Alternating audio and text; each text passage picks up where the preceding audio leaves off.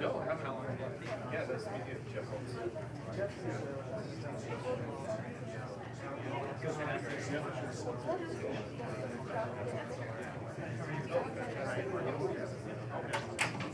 Yeah, I'm sure about that.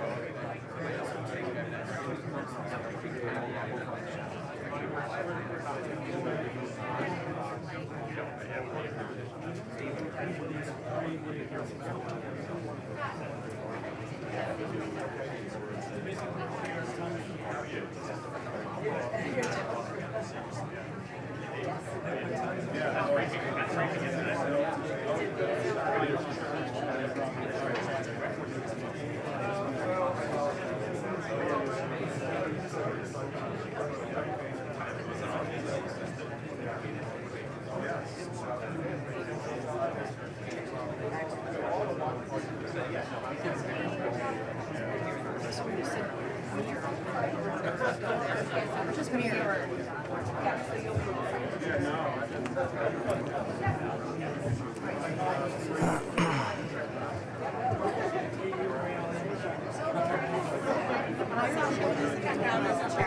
Oh, I see it. Yep, thanks.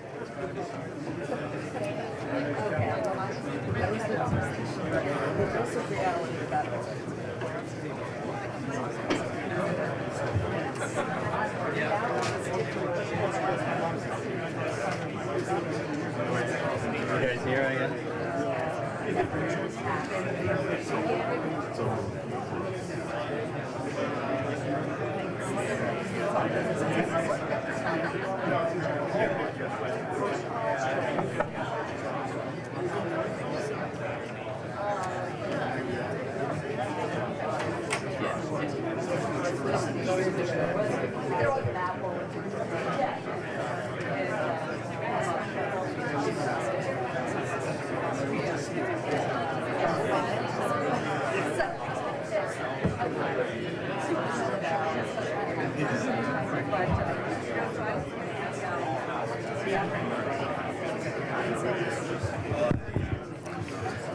Hey, good morning, everybody. Let's try to take a seat here and get started. Thanks. Well, good morning and happy Halloween. It's great to see so many of you here today, especially after the exciting hometown win last night at the Nationals. I'm sure many of us are bleary-eyed, but we appreciate the enthusiasm to come here and show up to have this conversation this morning. I'm Sasha Mackler. I am the director of the Energy Project here at the BPC, and it's a real pleasure to kick off this event with you this morning. I'll just say a few words about the BPC and the Energy Project before turning it over to Jason and the first part of our discussion. As many of you know, the Bipartisan Policy Center has a long history of focusing on the difficult and often unpopular parts of the policymaking process that really need to be incorporated into enduring policy. That couldn't really be more true than for energy and climate, where the challenge is so great and the time frames so long that we really need a shared sense of purpose and commitment from both sides of the aisle if we're really going to be successful in what we're trying to do here in terms of decarbonizing the energy system and our economy going forward. And we've been at this for a long time at the Energy Project, starting with the first report that we released in 2004, which was Ending the Energy Stalemate, which led, I think, very significantly into the Energy Policy Act of 2005 and 2007. We were deeply involved in the cap and trade discussions that took place in the latter part of the early 2000s. We've been very active over the last few years in helping to design and helping states design and develop their approaches for dealing with the Clean Power Plan. And more recently now, we're really focused on what a new and emerging climate and clean energy strategy could look like at the federal level. And our view is that really it has to be a technology-focused agenda. That would be a key part of the strategy going forward. And carbon dioxide removal, of course, we think needs to be an essential ingredient to that agenda. And on that score, we've actually created an advisory council here to focus on one part of CDR, which is direct air capture. And we'll be talking a little bit more about that and the broader portfolio of technologies that are incorporated in carbon dioxide removal here this morning. In addition to the wonky policy work that we do, we also just really enjoy bringing interesting people together to share ideas and to learn. And we host a speaker series called the Dole Leadership Series, where we bring together thought leaders from around the country, from the business sector, from the nonprofit sector, to share their views and intimate conversations here on a variety of topics. And the next one that we're hosting is on November 7th, next week, with Geisha Williams, who you may know was the former CEO of PG&E. I think it'll be a timely discussion. We'll kick things off at 5 p.m. on the 7th, and hope you can join us for that as well. But turning to today's event, as you know, this is carbon dioxide removal, and I think we're going to really share two important and interconnected perspectives today. The public role of scaling and developing the technologies that represent carbon dioxide removal. That'll be the first panel, and we're privileged to have with us today former Secretary Moniz, whose institution, the Energy Futures Initiative, has just released a major report sort of outlining what a public innovation program could look like for CDR.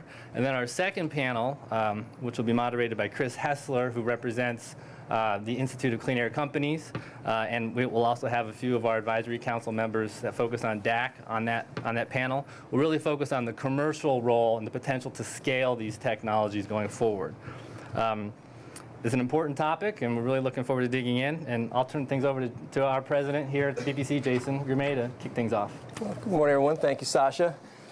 So some of you may be aware that Washington's been a little bit of a tough town the last few years, not as much kind of bringing us together in that united sense of kind of patriotic spirit as we'd like. And so I just have to kind of just do this just for one second, as the House moves this morning to initiate a formal impeachment inquiry. I think it is also worth recognizing that there are still some things that can bring us all together. And I took this towel from that jerky guy behind home plate who was waving it all the time when the Nats were pitching.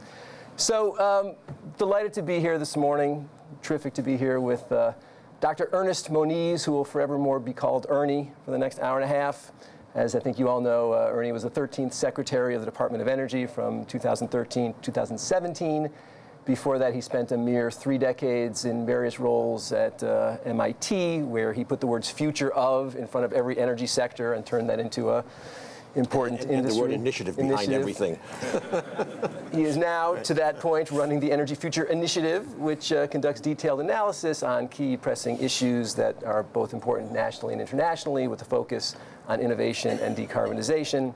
And the last thing I will note is that we are really lucky to be here today as the energy and climate debate has shifted from what I think can only be described as kind of a reckless fight for 10 years over whether there was a problem to now a constructive fight about what the solution should look like. And I really can't think of anybody who has more credit for helping us shift that debate than Secretary Moniz, who for several years and hundreds of meetings on the Hill, dozens of committee testimony, combined what I think is kind of the credibility and optimism of a professor with, credibility and optimism of a scientist with the patience of a professor. And I think that we are now seeing Congress think about innovation in a different, much more constructive way. And one of the issues that obviously is at the front of this discussion now is carbon removal. And I would like to begin with the really technical question: what is carbon removal, and why do you think it is worthy of the country's interest? First of all, I'll note that when you waved that red flag, I thought you were going to throw it on as a penalty. I could have, a challenge.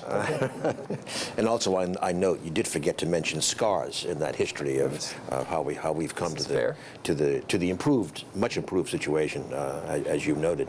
And on that, let me also add, before addressing your question, that at EFI, Energy Futures Initiative, kind of our framework we call the Green Real Deal, and then things like clearing the air are part of that picture. But a key premise is that everything we do has to represent the opportunity to build coalitions, the only way to get sustained change. And there I want to focus on the B in BPC has one important part of that. You're proud and lonely. We appreciate your company. Of that coalition building.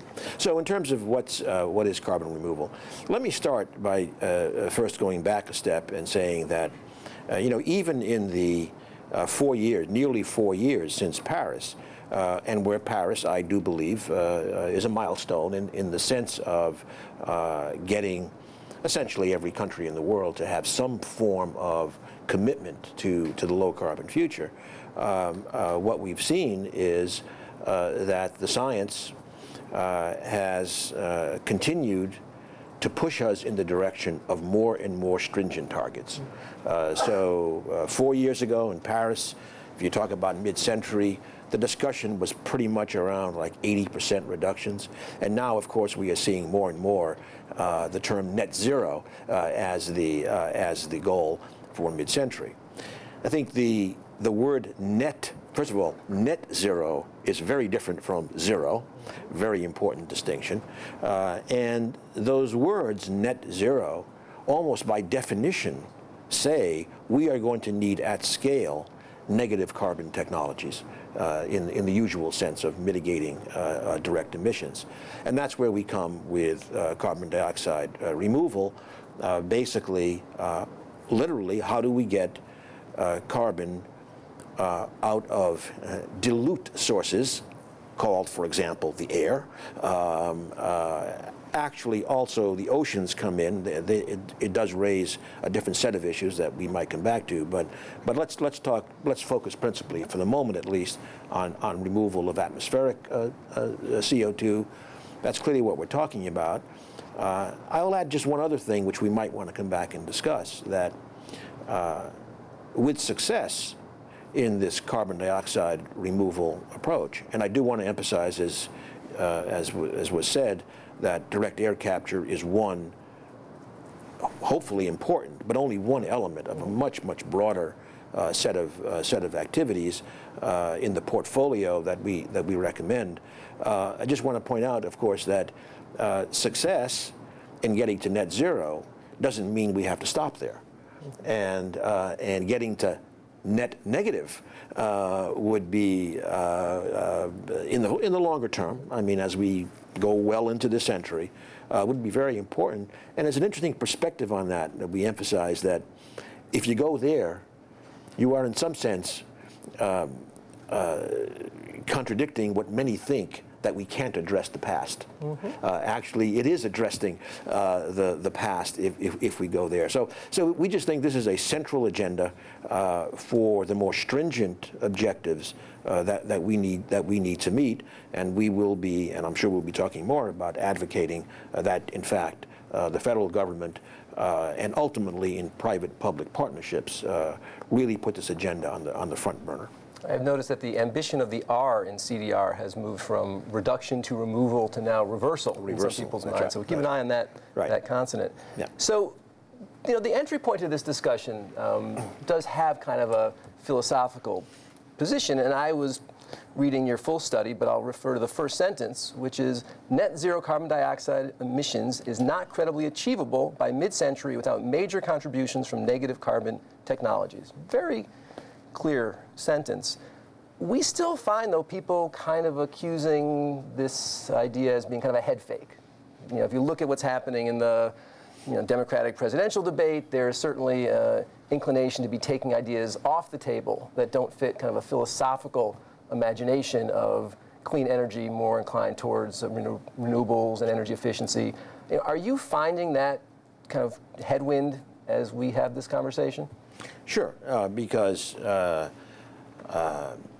let's face it, I mean, to me, this is a plus. I mean, in terms of getting the necessary coalition building, but some will say, oh, that's just a way of making the world safe for fossil fuels. Others will emphasize, this is the only way we're going to get to zero, and again, maybe even eventually negative zero.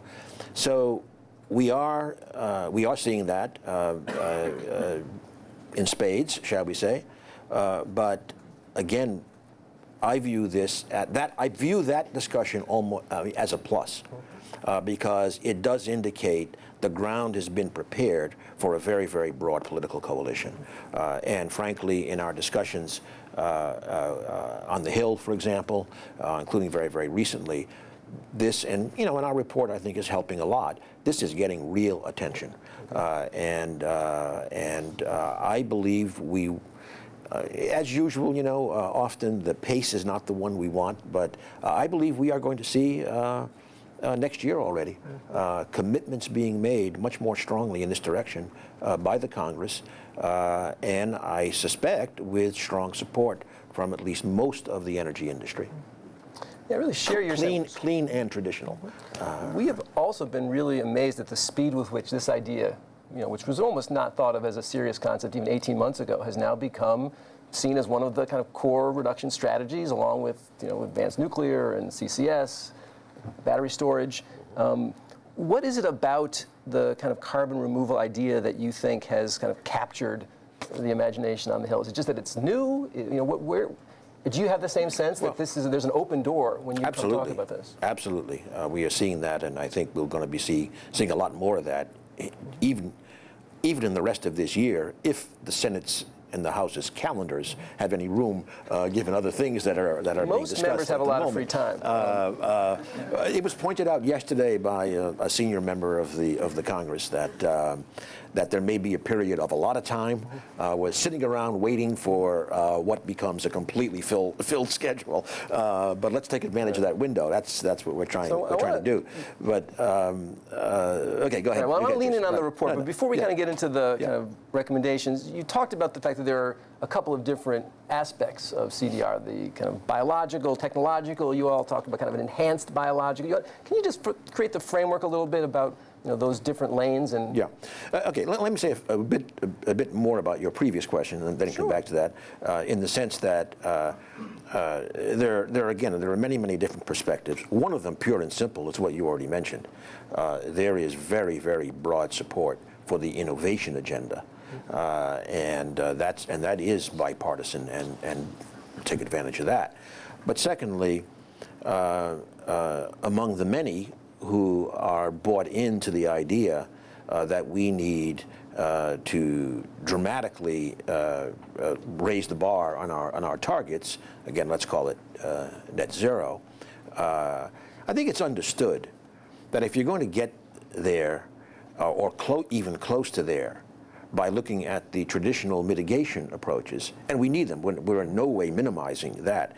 Frankly, I would still say, the more we can do with mitigation, the better, without going way up the cost curve.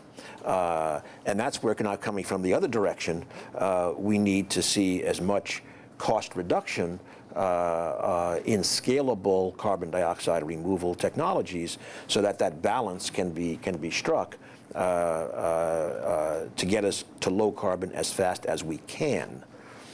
Now, in terms of the buckets that you refer to, Jason, I think there's a couple of ways of dividing this up. Number one of the things we say, look, there are natural processes like planting trees, reforestation, and clearly, as much of that as we can do, great. We don't touch that in our report. We focus on the technological approaches, including what we bin, not a perfect binning, but we bin as kind of pure technological approaches. I'll say some of the direct air capture approaches, for example. But we also have the category of technology-enhanced natural processes.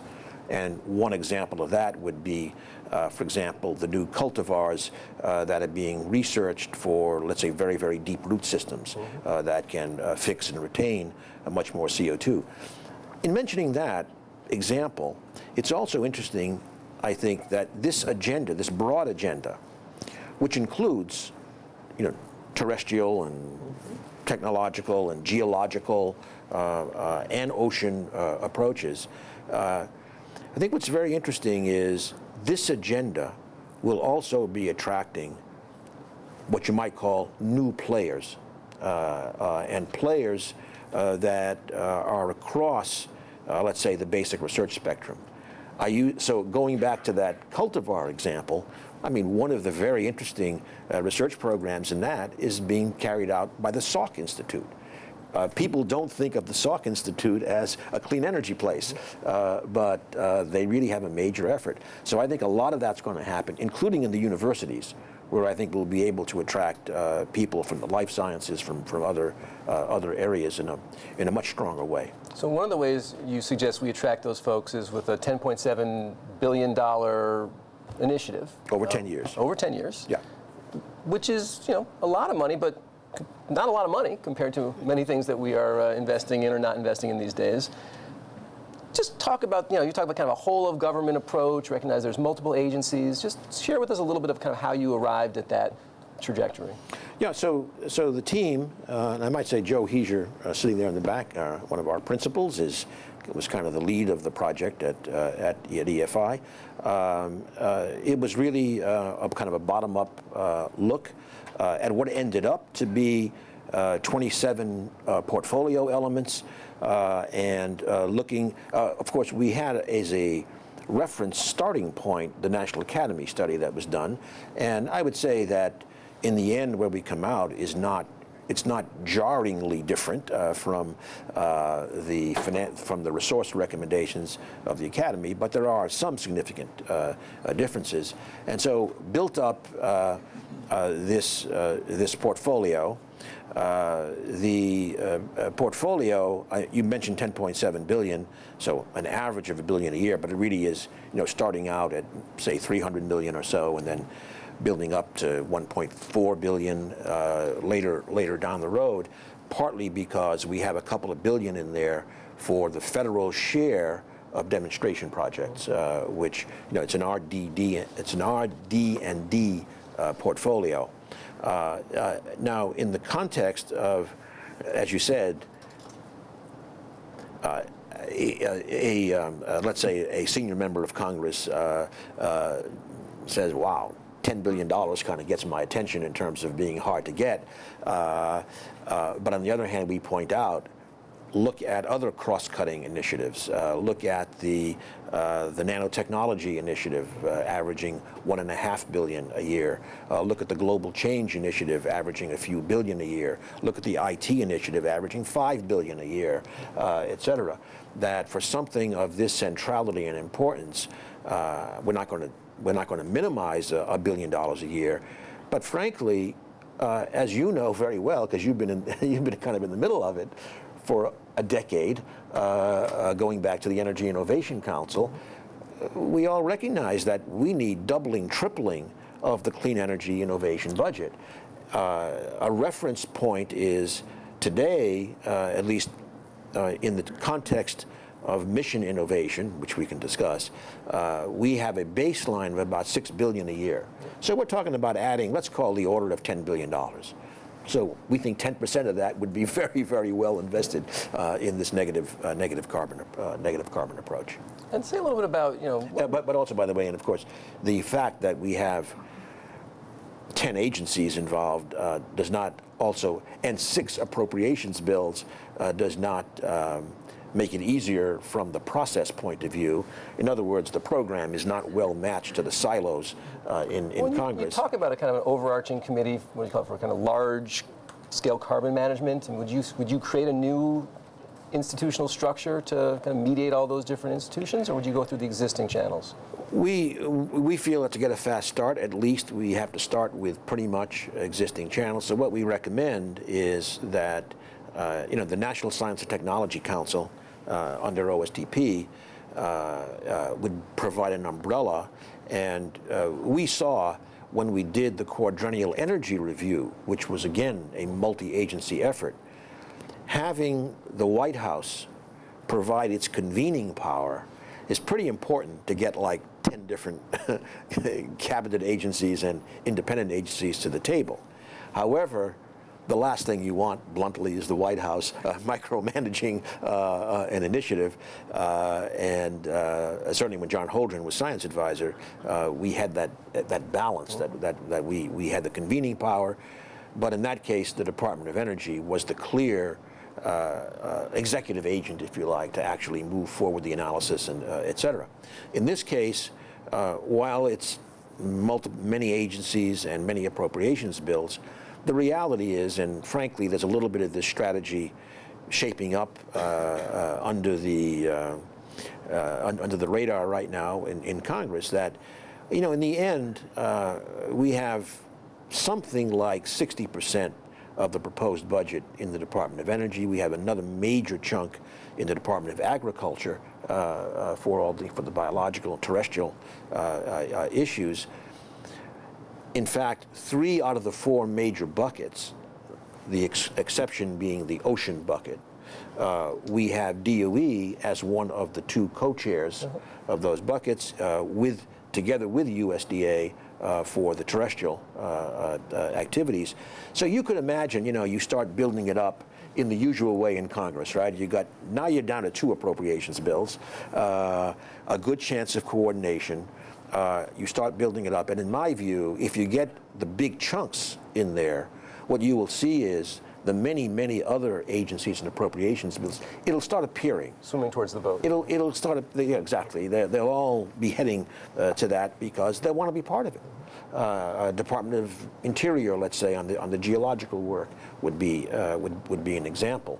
The NIST laboratories and some of the materials issues, So I think it's we have a conceptual, beautiful picture of how all of this comes together, but we also have a plan to go step by step and try to many be beautiful pragmatic. charts and schematics in the study. That's right. So let me ask you one more question, then we'll kind of open it up, and I can ask 17 more if there's not a big show of hands. So what does success look like in 10 years? You mentioned the idea of some actual deployment, and I think we've come to recognize that technology is lovely, but it doesn't scale itself. So where would we be in 2030 if this effort were successful? We think in 10 years, with this kind of focused and significant RD&D program, the idea is that by 2030, we will have seen major cost reductions in scalable technologies. And I know, and I'm sure in the panel, there will be arguments about how far along we are already in certain areas, like direct air capture. We could list 10 elements at least of where we think R&D is still needed. That's not in any way to dissuade people from going right ahead and trying to do the kind of system integration. Although we do note, let me go back to scale, just to get people should understand this is not for the faint of heart to make a major dent in heading to net zero.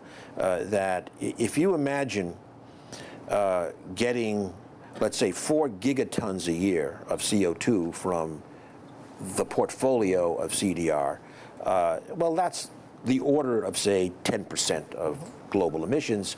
So in other words, it's saying rather than the 80 of Paris, like, this is very crude, let's get to 90 and then the last 10% we'll get this way. But if you, and we're not suggesting this is the way to go, but just to get a scale, if you want to get those 4 gigatons, let's say out of direct air capture, and put all of those 4 gigatons underground. Of course, sensibly, people in direct air capture are thinking about conversion to other products, but this makes the point. If you do that, you are buying a geological sequestration program on the scale of the global oil industry. So just to give you an idea that how big this is to get that 10%, if you like. So we need a broad program, as I say, from in all those buckets, and then the success in the RD&D portfolio by 2030 will give us a pretty good idea, which parts of that portfolio are going to be the scalable, performing ones to be material. I mean, in the end, if this portfolio is about 100 megatons, I'd have a hard time recommending the program. We're talking gigatons here to be material. So we have some well-rested, fleet-footed mic runners in the audience. If folks would just identify yourselves, we have time for several questions.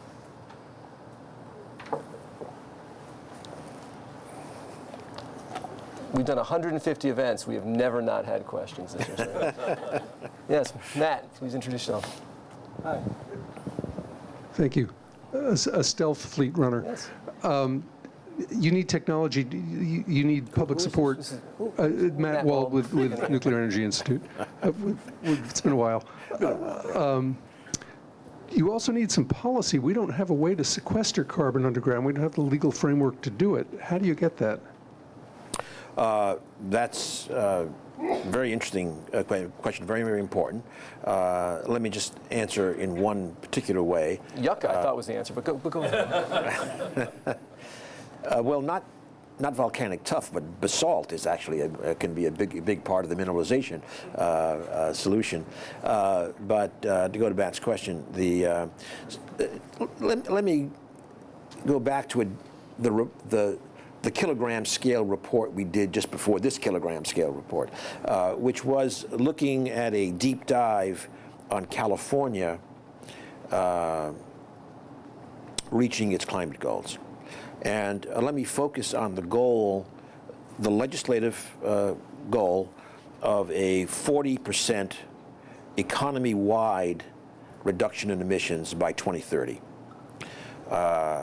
We looked there at 33 technology pathways, looked at each of them across the energy economy, looked at each of them, did our, let's say, informed analysis and what's euphemistically called expert opinion on what would be the potential reductions, stretch but realistic, in each of those pathways.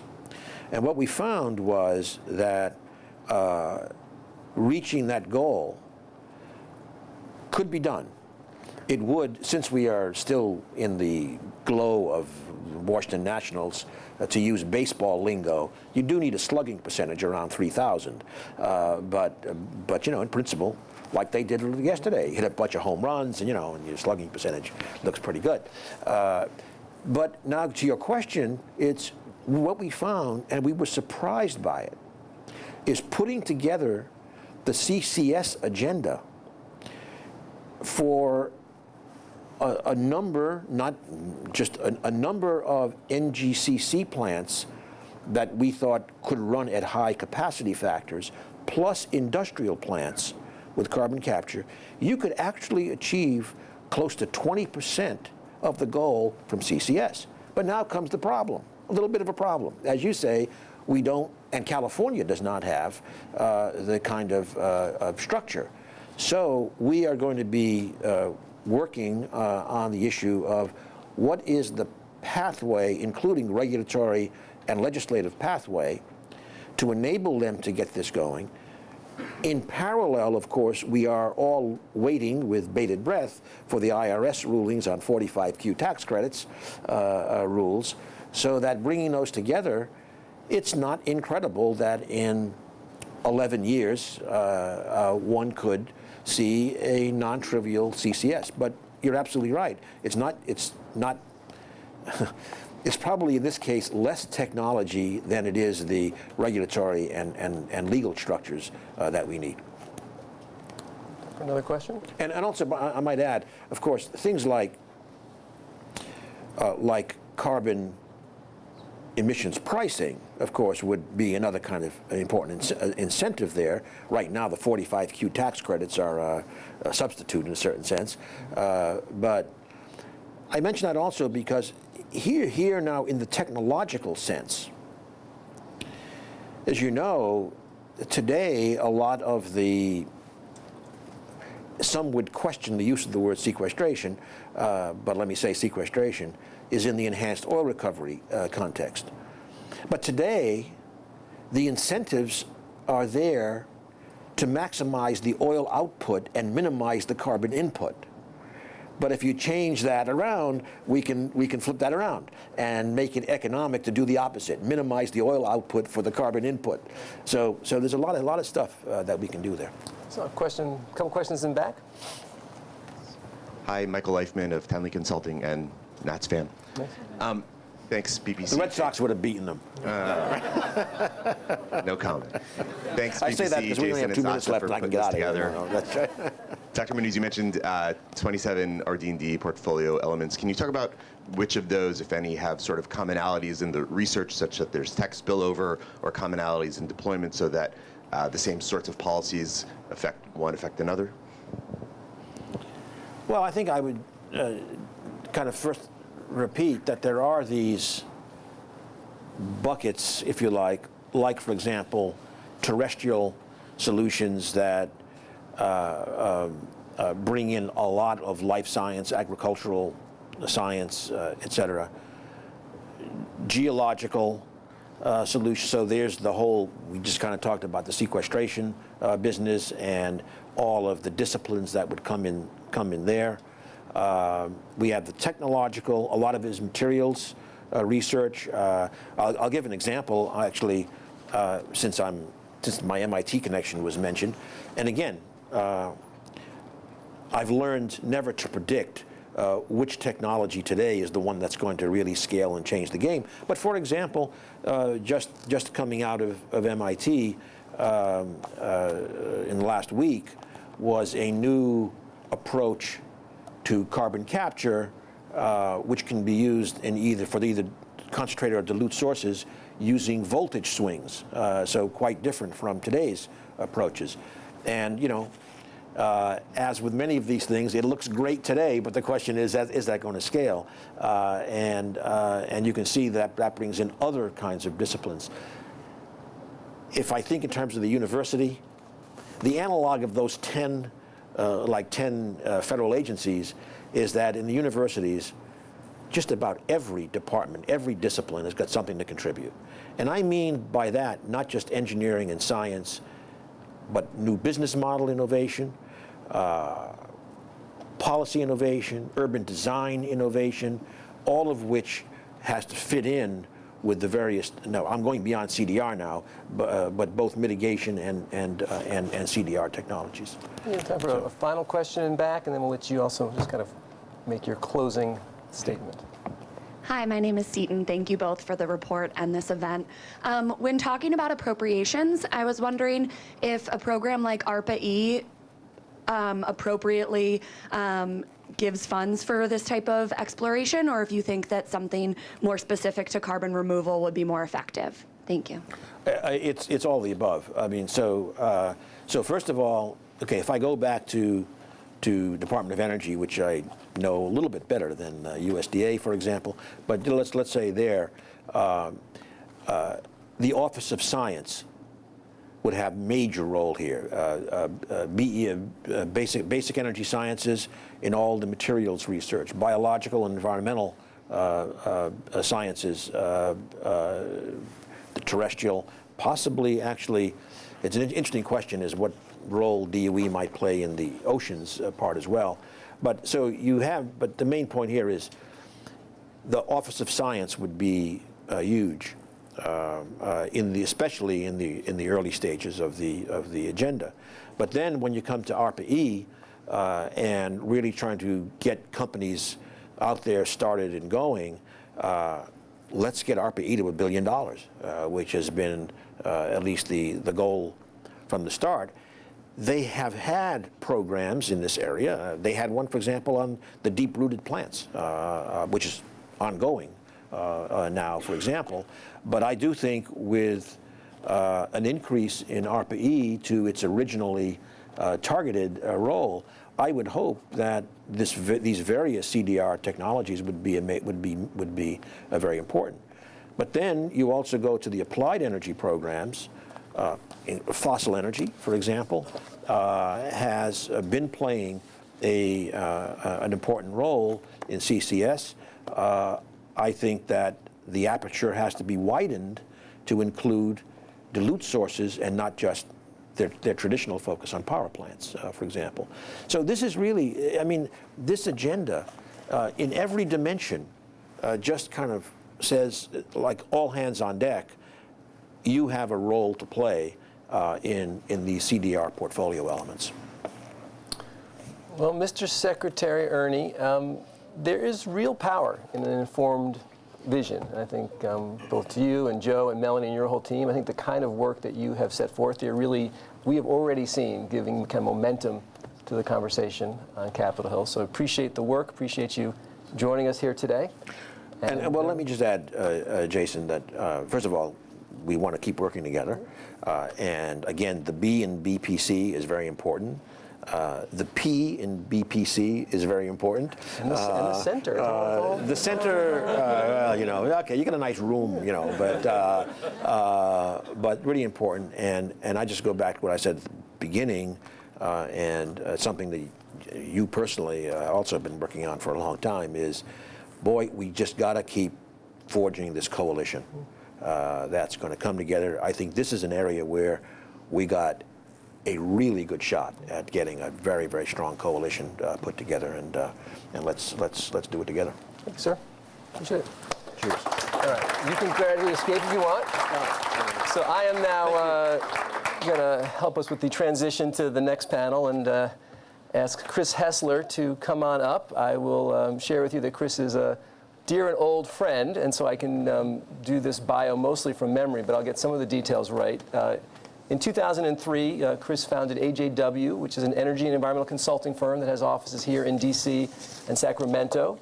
AJW represents global corporations, associations, industry coalitions, environmental foundations, and research groups.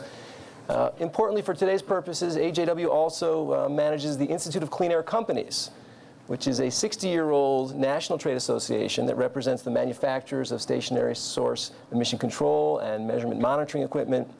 Chris is here today both on behalf of AJW and ICAC. I first met Chris back in the 90s when he was working for a variety of Republican senators on the Environment and Public Works Committee. Before that, he worked with then Governor Christie Todd Whitman. And one of the things that I find most rewarding about working with AJW is it's one of the few firms in town that combines real geekery, I mean, just bone-crunching, gritty stuff, with, significant kind of aspirational political strategy. So it is really kind of the integration of the policy and the politics that I think has given them a lot of insight. And now we get to turn to the question of the private sector's role in making this all come true. So Chris, thank you. Well, thanks for that generous introduction from my dear and not so terribly old friend. And live from the center of real geekery in Washington. Let me just jump in by, are we up? Okay. Carbon emissions removal is a necessary component in addressing the decarbonization challenge, if for no other reason than it can cut the costs of decarbonization by 138%, and that's the average of the IPCC economic estimates. That means we can do it faster. So that's why we need it. As Jason said, the Institute of Clean Air Companies is the group of companies that have historically brought clean air technology to the world, from the innovation scale to the deployment scale. And that takes hard work to make these things work in the real world in commercial practice.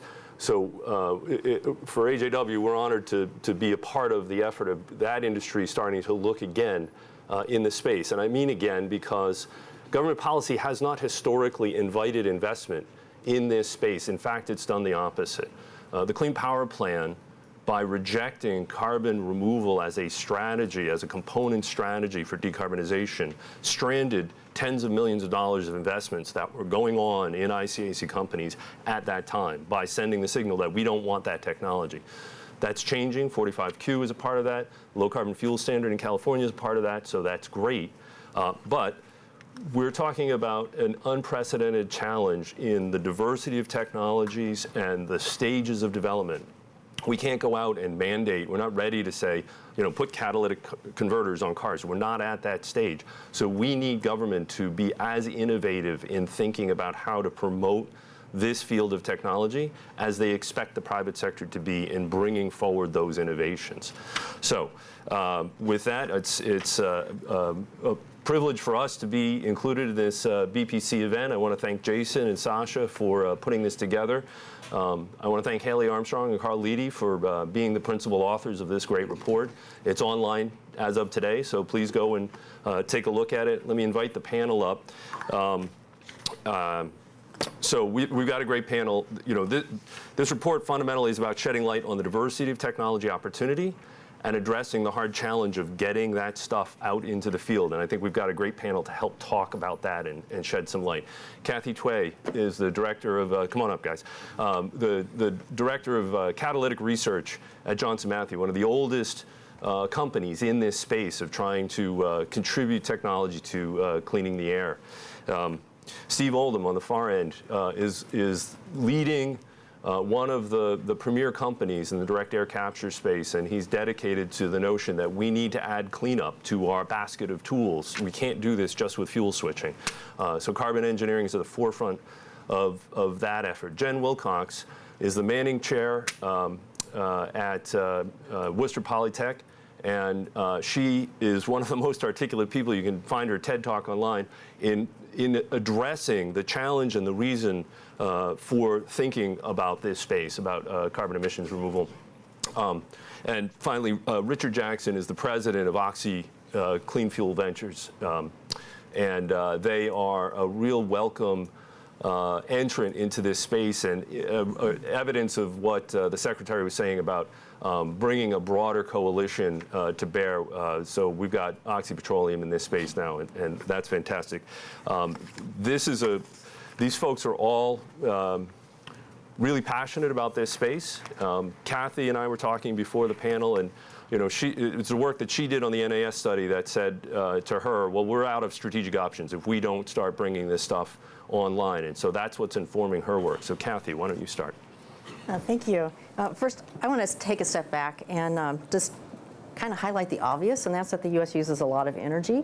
The EIA estimated that in 2018 alone, the U.S. used about 101.3 quadrillion BTUs, or quads, of energy. and that is setting a new record for the U.S. And likewise, energy consumption across the planet also increased about 2.3% in 2018. And as you might expect, because so much of this is fossil fuel oriented, the IEA reports then that the CO2 emissions rose 1.7% globally, and we established a new record there of 33.1 gigatons of CO2 emissions in 2018. U.S. emissions actually increased even more, 3.1% from 2017 values.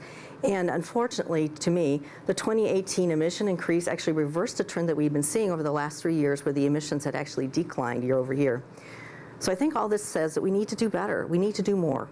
The EIA projects that nearly 50% more energy is going to be required by 2050 as compared to today.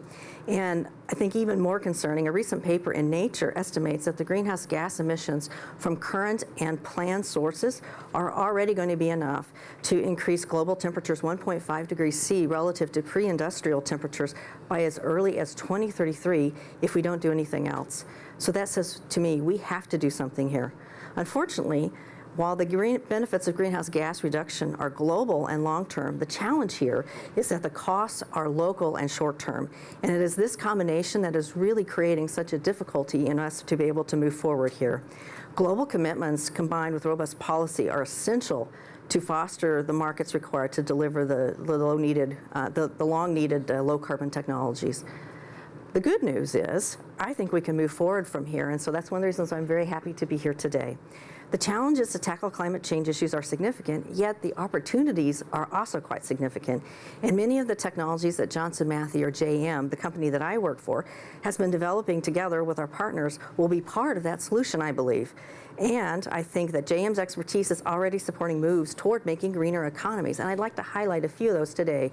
First, in emission catalysis, which is where I think many of you are probably familiar with our company, we are developing new technologies optimized to work with the more fuel-efficient engines that are going to be coming online, which are going to be running cooler, as well as technologies designed for hybrid vehicles. We've recently commercialized a new technology developed together with BP to take household waste and convert it into diesel and jet fuels, which is good because it helps offset some of the CO2 that I spend in coming here to be here today. And we have a licensing agreement with Fulcrum Bioenergy to build a plant in Nevada using our technology. JM has invested in and continues to develop battery materials and fuel cells, and I think these are really important to really deliver further opportunities in reducing the greenhouse gas footprint for transportation, which is quite significant. And I can't talk about hydrogen fuel cells without talking about hydrogen, and I really would like to talk about that for the remainder of my time. Because I believe that whether hydrogen will be used to convert CO2 into useful products, or whether it is actually going to be used directly as a flexible energy carrier, it offers enormous potential for today and for the future. In the long term, I think hydrogen is likely going to be made using renewable energy via water splitting or electrolysis, and these are technologies that JM is actually exploring in partnership with others. However, in the more near term, I think there are some viable ways to deliver a lower carbon hydrogen supply, and I'd like to highlight just two of these for you today. So first, I think that many of you may know, JM already supplies catalyst and process technologies to produce hydrogen via steam methane reforming. And I think there's opportunities here based on work that we've done. We've extended this technology further, and we've developed the Catacel SSR technology. It's a coated metal foil that's really been engineered to be an alternative to conventional catalytic pellets. The structure of the Catacel material enables it to deliver increased plant throughput of up to 20% relative to standard steam methane reforming without the capital investment of a new plant, and it does so with less wear and tear on the reformer reactor tubes while delivering fuel savings. JM has also developed a new world-leading process to produce low-carbon hydrogen, LCH, from methane for new plant builds. LCH utilizes proven technologies at scale to significantly reduce the risk of investment. And I think more crucially, the JM LCH process is easier and cheaper to decarbonize through carbon capture and storage as compared to existing hydrogen production with CO2 management techniques. So I think you can see we're making a lot of progress here, but there's still a lot more that's going to be possible going forward. So in closing, I believe the world is at the start of an energy revolution. I think this will be the biggest transformation since the Industrial Revolution, where fossil fuels drove growth and prosperity. And I don't believe we have to wait for new technologies to start reducing the global carbon footprint. And quite frankly, we shouldn't. We can't. We can move forward today tackling climate change by combining implementing the technologies we have, and as well as developing new low carbon technologies for the future. And as I described briefly here, JEM's inspiring science and technologies, when combined with global commitment and robust policy, will play a key role in accelerating the transition and reduce the risk of moving towards a lower carbon and more sustainable future. Thank you. Steve, why don't we go to you? As I said, you are sort of leading example of the argument that we can work on the cleanup end of this. What's in this report that resonates with the experience you're having trying to bring that potential to the market? Sure. So good morning, everyone. So firstly, before I answer Chris's question, why direct air capture? So for me, the fundamental thing with direct air capture is that you can capture any emission of any type from any place on the planet and from any moment in time. And when you can do that, you build yourself so much more flexibility in the way that you can decarbonize. You need to keep using fossil fuels because your industry is essential to the economy, but you've got to decarbonize too. Well, now you can. You need to fly your airplane from A to B and decarbonize. Well, now you can. When you can pull CO2 out of the atmosphere and put the molecules back underground again, your flexibility is so much greater.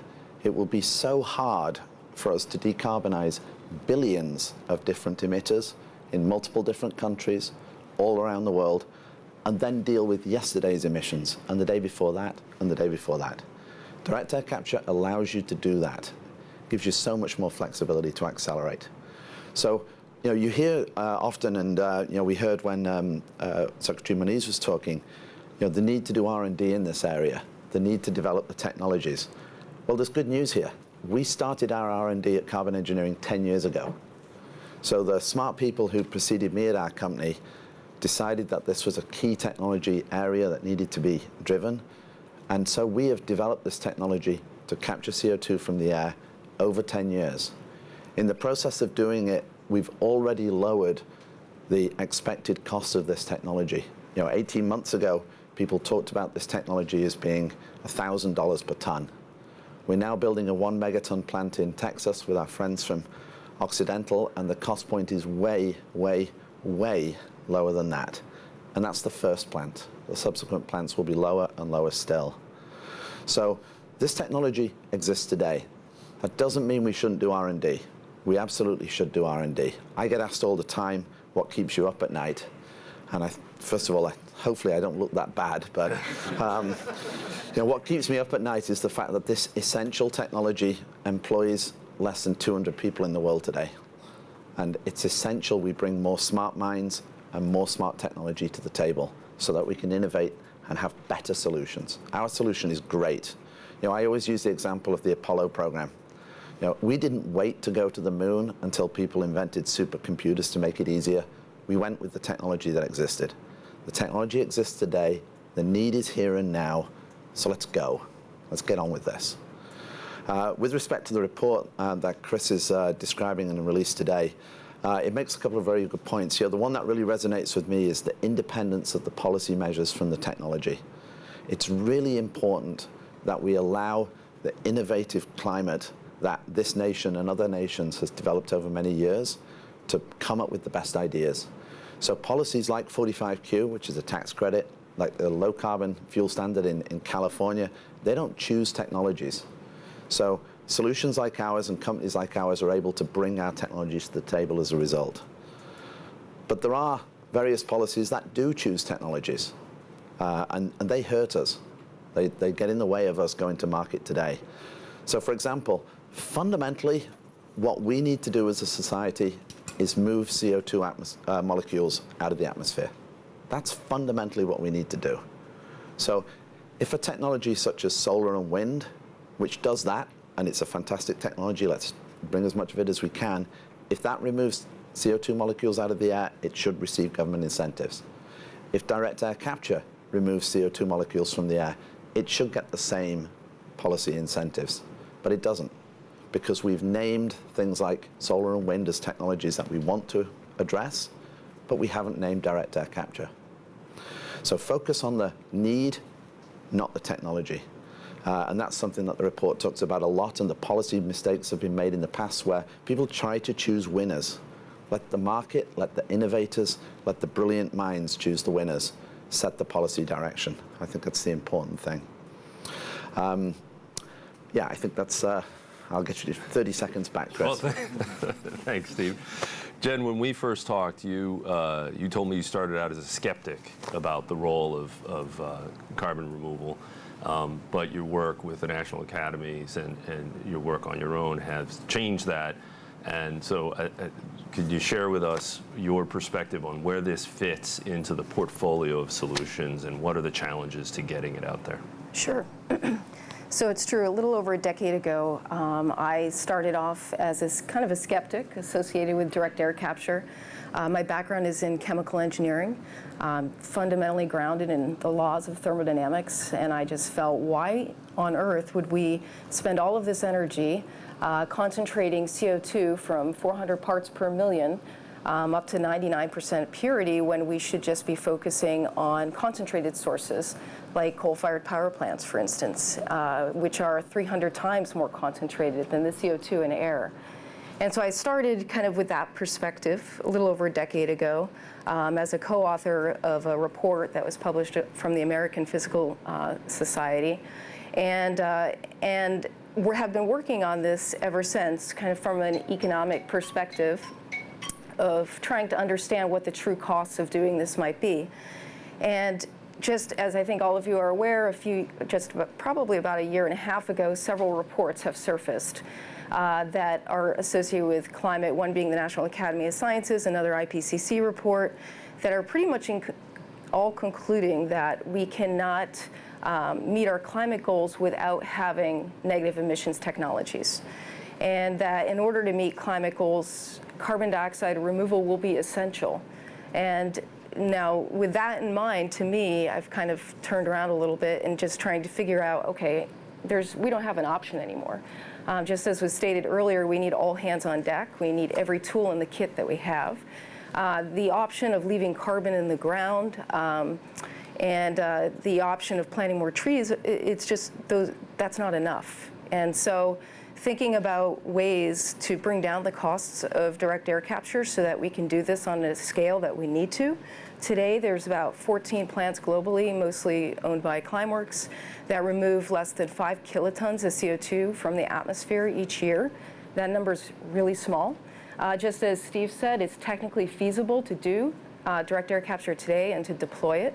The question is, how do we get to kilotons to millions of tons? Then the next question is, how do we get from millions of tons to gigatons? And I think therein lies the challenge. Some of the work in my group has looked at partnerships associated with geothermal and also, other opportunities where there's low carbon, low cost waste heat to try and integrate with direct air capture.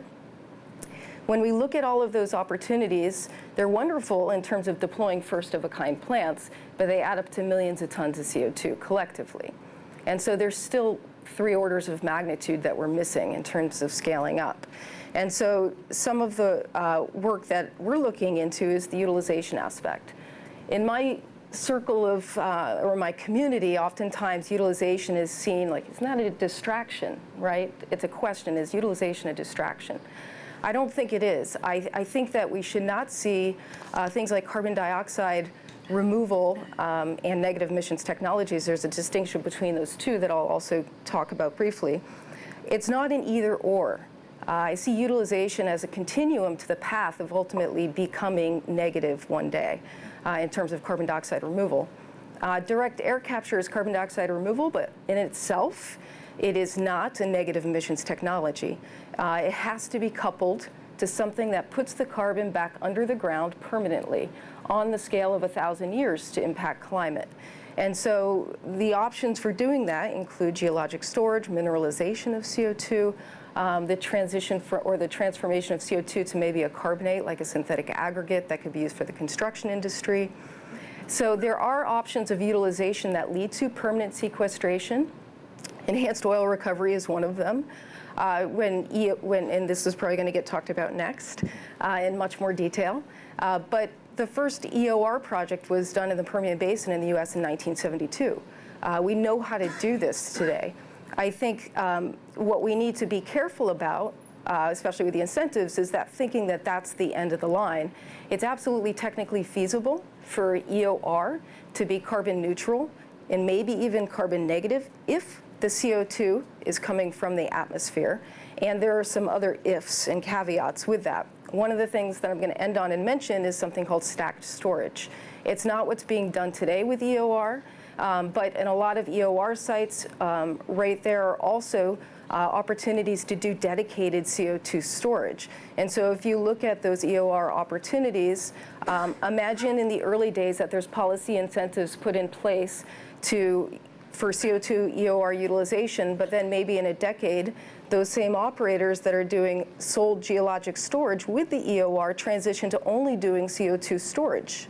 And they've learned all of the things surrounding both of those technologies, both sole storage of CO2 and EOR using CO2. So I think that that is something that's interesting, and it's an interesting scale that could be part of a transition towards getting us to gigatons. Richard, for those that have been watching this space closely, I think they are familiar with the role that Oxy's trying to play in developing these opportunities. For those who haven't been as closely connected, they may be wondering, what's an oil and gas man doing here? Could you talk about the challenges and the opportunities from the perspective, and you're really the end user when it comes down to it, of this captured material. You're the customer that has to have a demand. So all the threads kind of have to come together and make business sense for you, and the report tries to touch on some of that. Sure. No, I appreciate the question and certainly the opportunity. I think, first of all, we're end user of technology and partnerships like with Steve and Carbon Engineering, but we're also a customer of strategy. So I thought your comments there were tremendously appropriate. I think I'm a pretty good proxy for Oxy on a shorter time scale. I work today as our president of our low carbon business, but have been in the oil and gas. I was a petroleum engineer and came at this problem and hopefully solutions in a little different way, and I think our company has as well. Next year is a 100-year anniversary for our company, and most of our peers have been along for about that long as well. When you think about CO2, in our business, as Jen described, we've been in enhanced oil recovery for 4 decades. So we came at this from a very technical perspective to start, where we understood we could take CO2 and the mechanism, you actually trap a significant amount of CO2 in the process of extracting oil. And so it was a very technical solution. Decades ago, it turned into a business solution. I think Secretary Moniz made a good point in that, most of the development in this space was done where you had the least amount of CO2 per barrel of oil. Things are advancing, and so as we looked at this as a company, I think there's, what I like to describe it as a dual purpose. There really is a recognition for energy transition. There's a recognition for the need for climate solutions that has come through various forms from our employees, from our shareholders, from the areas we work. And so, as you work in this space, you become motivated, and we had a position because of this technical background to create some business models and do something about it. So, proud of that background, but we do want to play the role, and I hope in several years our role is the development. And so we look at this and hope you say of us several years down the road, it's all about actions and results. I'd like to do it all alone, but it doesn't work that way, not in the scale that we're describing. And so there's partnerships with technology companies, there's partnerships with research, and there's partnerships with our peers. And this has been a great space actually to go beyond just Oxy. And so I have hope there. But let me dive into a little bit about what we're doing. So certainly, as we looked at this from a low carbon perspective, we looked at a couple of frames of reference. One, as a as a maker of product, and ours is oil and gas and basic chemicals, controlling your own emissions is very important. And so even though that represents, in fact, a small portion of the CO2 emissions associated with a barrel of our product, is very important. And so that's in the frame of our scope. We look a lot at energy efficiency, and that's an important. But what we're here to talk about, and certainly most of our focus is in carbon capture or carbon removal. And we do that through a few forms. We invest in technology, mainly from the prospect of where we can commercialize that technology. So carbon engineering and direct air capture is a big part of that. Proud of our 1 million ton per year plant in the Permian and look forward to many more. We look at projects, and so we're doing not only direct air capture, but we have a biofuel or ethanol plant that was one of the first announced under the enhanced 45Q. We look to do many more of those. We have quite a few in the U.S. that we've put under pre-feed and are optimistic in that under 45Q being economic.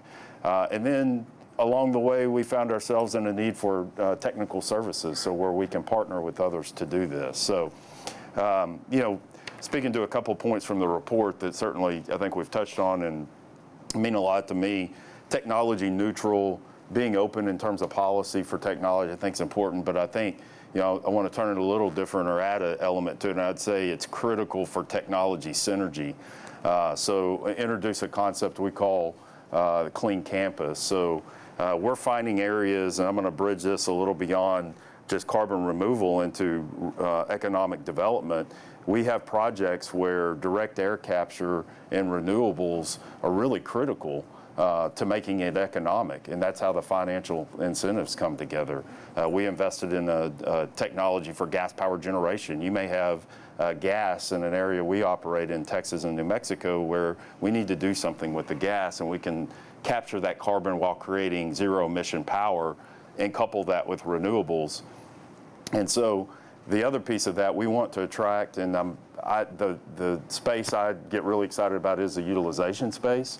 And so if we have CO2 and we have zero emission power, we need to attract technologies that can add to the pull and use and sequestration of CO2. And so we want to create partnerships to be able to do that. And so, that's a near term. Today, yes, we use CO2 in enhanced oil recovery, where the byproduct on average in our operations is a net zero barrel of oil. We are looking at sequestration opportunities, just as you described, to go negative on that. But we want that's not where we end, and we view this market and this opportunity way beyond that. So really appreciated being here today and the opportunity to talk about some of this. Thanks. All right. So we only have a few minutes left. I want to get the panel talking to each other. I know that's the most interesting part of this. If there are any quick questions, I'll take 2 or 3 just from the audience right together. But Jen, I also realized I totally failed to hand this off. You had a couple of slides, so if in answering you want to use one of those, you can no, feel free. Yeah, okay, so we've got one right up here.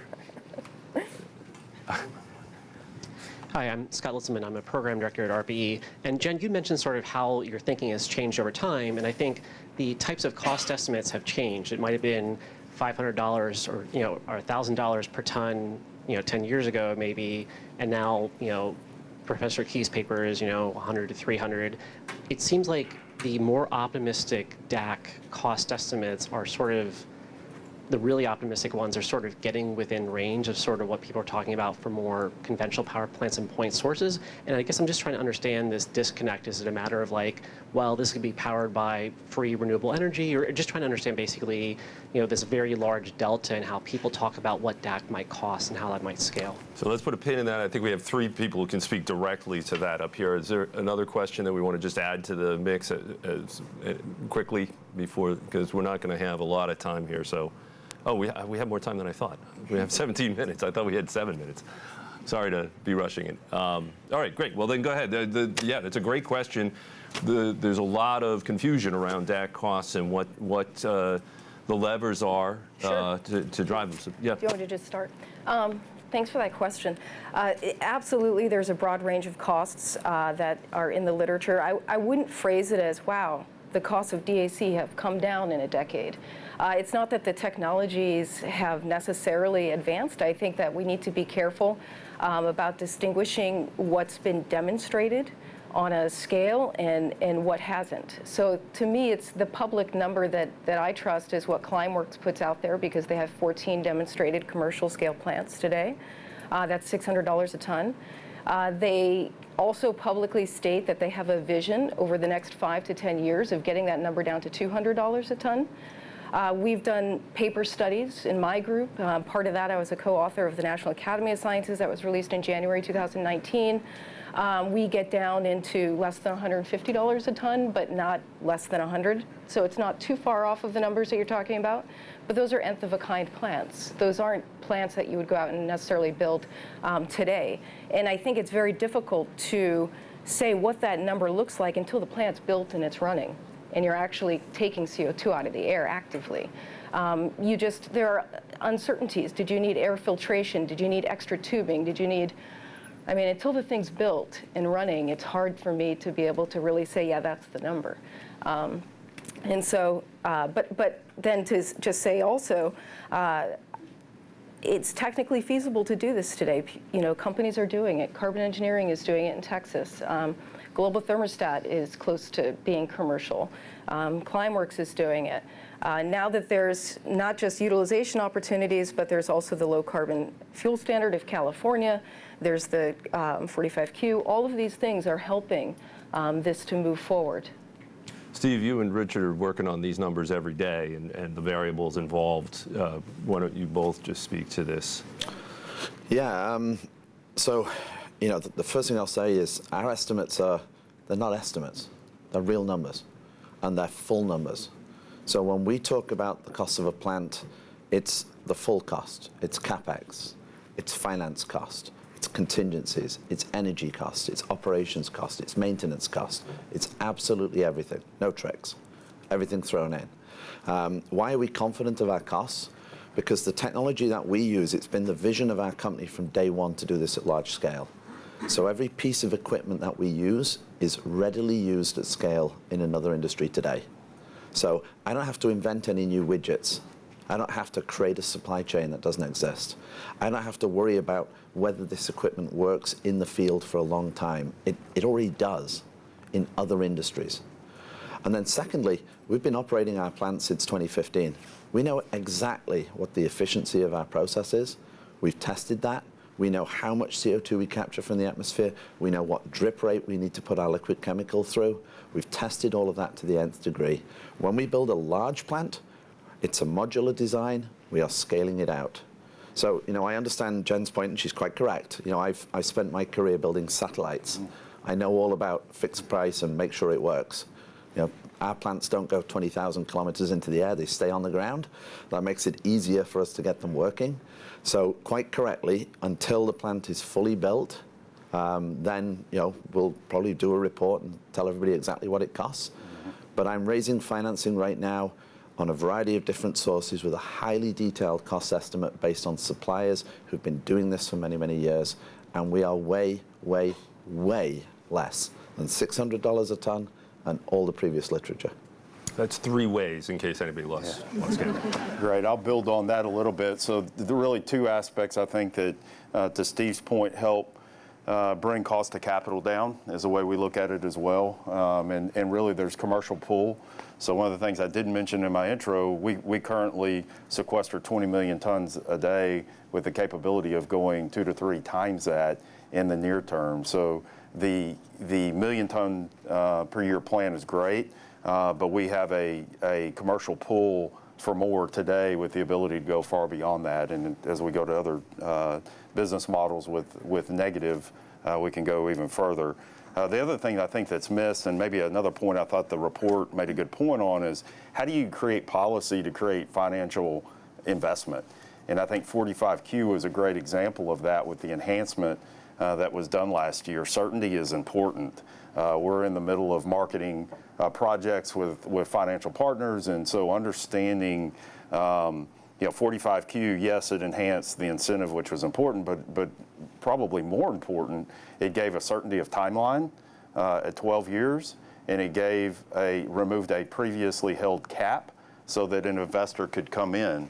The other thing about policy that should be considered is to get cost of capital down on these projects, you have to open the mechanism for things like tax equity investors, people that have been very significant in wind and solar, and how they approach an investment. You have to have sponsor equity. We're looking at industrial projects in the next several years, maybe a $15 billion total project. That's significant, maybe 40 or 60 million tons, but it's $15 billion that you have to pull tax equity, financial institutions in. And there's a combination of that capital stack that has to be contemplated as policy, like a 45Q tax credits applied to different financial structures. So. Yeah, cost of capital, that's a really critical area. And you gave 45Q as an example, both of policy starting to get it right, but still needing a lot more work. I think there's another good example out there of the loan guarantee program in the Department of Energy. It's money for this purpose where a commercial lender would never stand in, but at the same time, they're still charging an interest rate that is more designed around thinking they're a commercial bank than actually a program trying to support desperately needed technology deployment. So, that's a good example. Kathy, I want to bring you into this as well. By pivoting to the point that this whole issue of driving costs down on technology development is not new, especially in the waste gas management space. So we started out in the late 60s, early 70s with the idea that catalysts could play a role in waste gas management, but the stuff we were looking at lab benches then wouldn't fit underneath a car. And it was far too inefficient to put on the back end of a power plant. But now every power plant and every car have these. Yeah. So just from a technology development process, can you talk to the way that efficiencies improve and the costs improve when there is a steady customer demand, when there's a steady market pull driving investment in that kind of research? Yeah, I think the research shows that it's much more difficult to bring new technologies forward if it goes into a market that companies don't understand well. And some of the issues that we've been talking about here is that this market is really not well developed yet because people just don't know how to invest. And so that just adds to the complexity of really understanding whether the technology you're developing is actually going to be able to be successful in that space.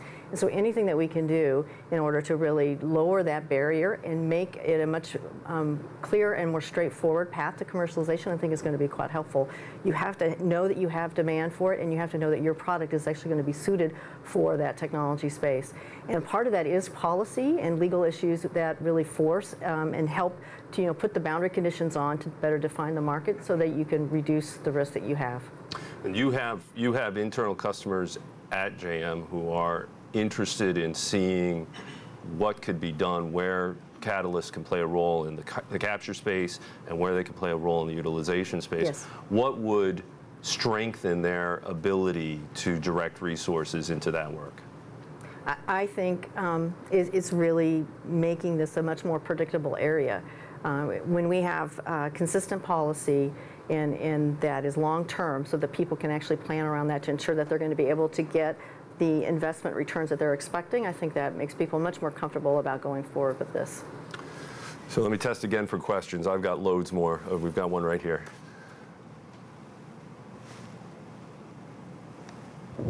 Hi, Esther Wielden with S&P Global Market Intelligence. I haven't heard any discussion about a price on carbon and lobbying strategies as well for that.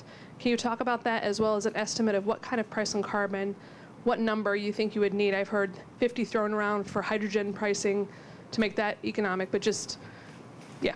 Price on carbon, yeah. So where does the price on carbon fit in? Steve, I think we should just start with you. So I think you have to take a step back and look at the big picture first. So it's our view, and I think this would resonate with anybody, that as you go from 0 emissions cut to 100% emissions cut, the cost of the last emission eliminated goes up and up and up. So the first 20% is easy. Turn off the lights when you leave the office, turn down your thermostat. You may actually save money. Then you move into the next batch, which is everybody gets an electric car. Everybody has to get an electric truck. Somebody has to invent, or we have to accelerate the replacement of fossil fuel with renewable. So those things are doable but hard. Then you get to the last 20%. So we have to invent an electric airplane and replace every single plane on the planet and all the airports and all the way that we fly and everything. That's way more. So those costs go like this. So when you draw a price on carbon, it's a line across that curve. You're overpaying for the easy stuff, and you are disincentivizing the hard stuff. You get it right where the horizontal line intersects the curve. So the point with the price of carbon is, while it clearly sends a message that pollution is not free, if you look at CO2 emissions as pollution, the challenge with it is you're overpaying for a portion and disincentivizing another portion. So it's my view that you have to look at ways in which you differentiate between the different ways that we eliminate those CO2 molecules. Because our company would not exist, we have no business, if the price of carbon is $50.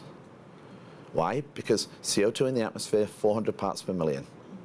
It's very, very hard to take out and then get rid of permanently.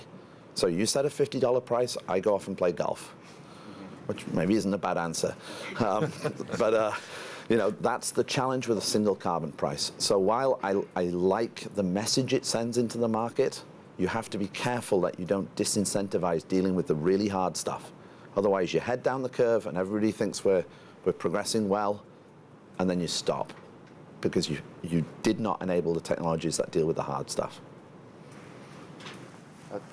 Maybe just a couple of comments. One thing, as important as a price, so you know, for us, 45Q is a incentive-based price that, in a form that has certainly kick-started things, and I think is pointed to as one of the best things, even globally, to kind of help CCUS. But our view, as important, is a focus on technology and infrastructure. So in whatever format a price on carbon comes, our view is continued R&D, and we play in the second D, deployment and development. A focused effort to see support there is important, and so is infrastructure. And so one of the great things about direct air capture, it's easier to co-locate, perhaps, but I think we've set the stage today that industrial power sector capture is important too. And so when we look at that, we see economic opportunities today that are difficult without support of a national CO2 transportation network. And maybe we start small, maybe we dream big, but the reality is there's a significant amount of CO2 that we could eliminate from emissions if we could have some support. The economics are close, but we need to keep talking till we can get that done. I think that's actually a really good point, because there's a lot of very high purity CO2 streams right now that are just being vented because there's no way to actually transport or utilize them in other ways. So I agree with you on that. So I want to get at the question of the challenges of bringing these technologies all the way to commercial and making the strategic decisions to select the right components, the right technologies, and the right commercial arrangements. In the report, we sort of break this into the capture side and what we call the FATE side. On the capture side, we have three categories, which is the direct air capture strategies, the industrial capture strategies, which is anything going on at a plant, and then the fugitive emissions, which is sort of mine mouth or downstream product, ensuring we don't have releases there. On the FATE side, we're talking about taking it out of the atmosphere and stuffing it underground in any variety of ways, for EOR or not. That's permanent sequestration. Then there's long-term storage, when you're taking it to make a product that won't re-release the greenhouse gas, like a steel or cement. And then there's the short-term recycling, where you're making another fuel out of it that will re-release, but at least you're recycling rather than digging more carbon out of the ground and putting it in the atmosphere. In each of those buckets, there are dozens of technologies that are being discussed, and each of those technologies have hundreds of components that need to be brought forward, and technology choices, and there are hundreds of thousands of combinations, both in the technology side and in the commercial side. Against that framework, how does anybody make a decision about where they're going to go and invest? Richard, why don't we start with you? Tough question. But an important one. I think, for us, and I think for many people, it is creating that strategic pool where you can draw commerciality. So We all play a role. I think there's different companies, whether it's in R&D or deployment or financing, play a role. And I think the reality is we've got to stack together. I think the coalitions are important. You have to be vocal about this. Is why we're glad to be doing something like this and seeing reports come out like we did, because it really does take a broad group to make it financeable. But I do think it has to be a strong strategic fit, and it has to create near-term results to create a replicable process and financing model to go forward. Kathy, what's the view from inside JM on that? I think it's a very tricky question because it's not a wide market yet. And so there's opportunities that are small, but each one of them are very customized, and that's part of the challenge here. And so if we have a better, more globalization of a path forward, I think that's really going to help to narrow the number of choices down so that people can make better strategic options out of those. Because right now, it really is very dependent upon location, the tax structure, and everything else in order what makes sense for them.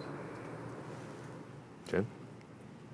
Well, maybe this answer is a little academic, I'm not sure, but that seems suitable. That seems suitable. But I'm thinking about partnerships and how to move it forward. And so what I would answer the question by saying, okay, well, what can we do first, in terms of where are the low-hanging fruit? And if you want to think about making it into, say, a synthetic aggregate for the construction industry, it's not just about where's the CO2, it's about where's the alkalinity.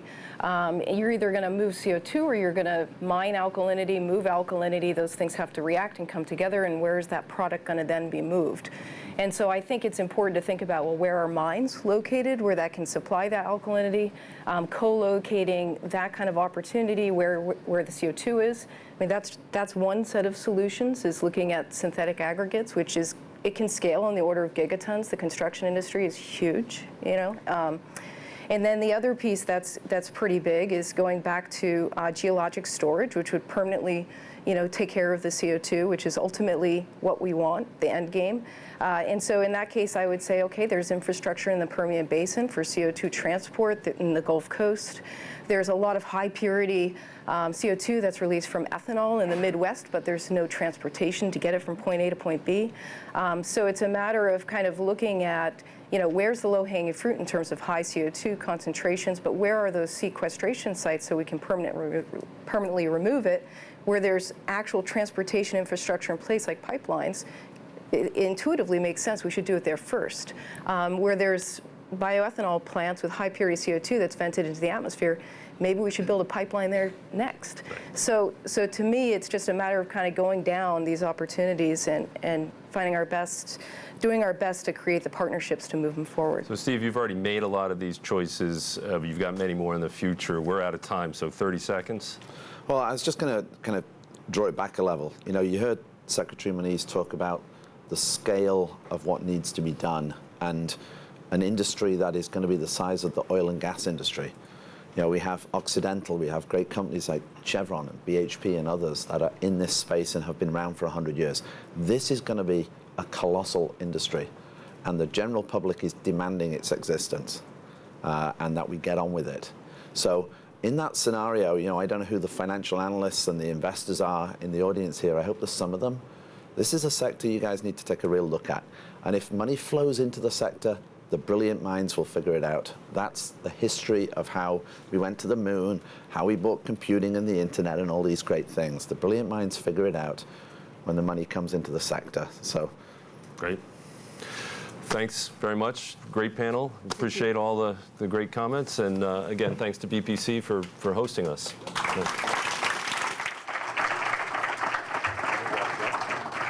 Are we done, or are you? That's it. Okay. Thanks, everyone. I thought you had to wrap up. Thanks, Rick.